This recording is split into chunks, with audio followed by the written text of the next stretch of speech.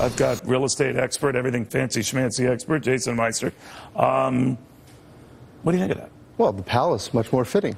No, right. but you know, there's always the Trump Soho. Yeah. The rooms might be a little too small for the president. But I think it's a little silly, Neil. The Chinese are buying up all these properties. There won't be any place for the president to stay. And putting microphones in all the rooms. Oh, that's right. See? You've acknowledged it. Okay. This does happen, and it was kind of telegraphed, but that's interesting because presidents, as long as I can remember, that was the hotel of choice. That's where you stayed. Always, yep. And it was a great venue. It's easy to get in and out of. Everything is crowded in New York. There is a Holiday Inn on like 40, maybe, do you know, 48th and 11th? Yeah, that's you can, 48th. boom, we're right on the West Side Highway. But that was not his choice. Not his choice. Okay. Palace. Palace is the one. Doesn't the Palace go back to... That had some controversies back in the past, Leona Helmsley and all of the old, right? There's been some controversy over that property, but it's a beautiful hotel. Yeah. They have a great hotel lobby, and sure. I'm sure he'll enjoy his stay. Yeah, and they don't bug the rooms, from what we know. Right. Well, I'm sure there's some Chinese investor involved with that property. But wouldn't that be a kick? Yeah. Oh, yeah, we forgot to tell you. Okay, so just so you know, I know a lot of you are worried, where's he going to stay? Because I would have put him up.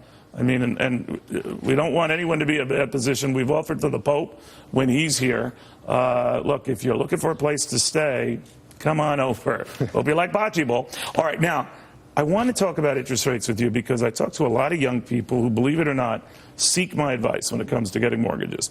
And the one thing I always hear from a lot of particularly young people is, oh my gosh, mortgage rates are over 4%.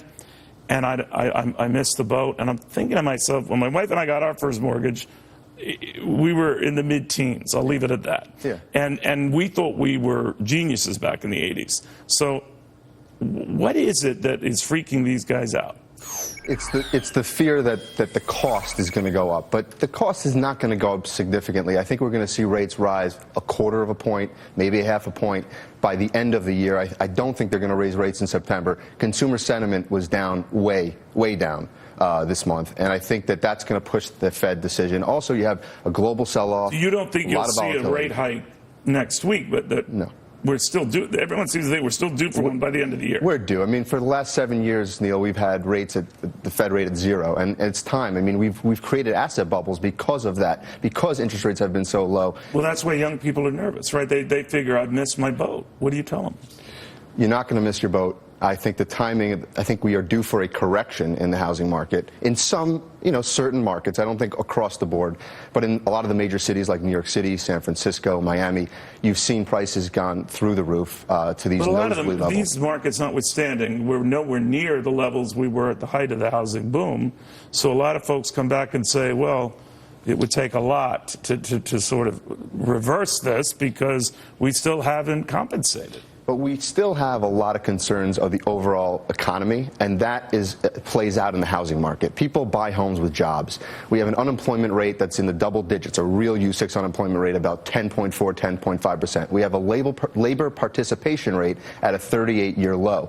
So when they talk about a 5.4, 5.5% unemployment rate, it's nonsense. So I really don't think the fundamentals are at work, and I think the housing market will have an impact, just like you're seeing the equity markets. Real quickly, you could argue that if the Fed does raise short-term interest rates, long-term rates over which they have no control could come down, right? It could come down. But you don't see that. I don't see that. I think they will go up just a little bit, very gradually. Okay. As you were speaking, Jason, we got a correction from the White House. The president saying at a Holiday Inn Express.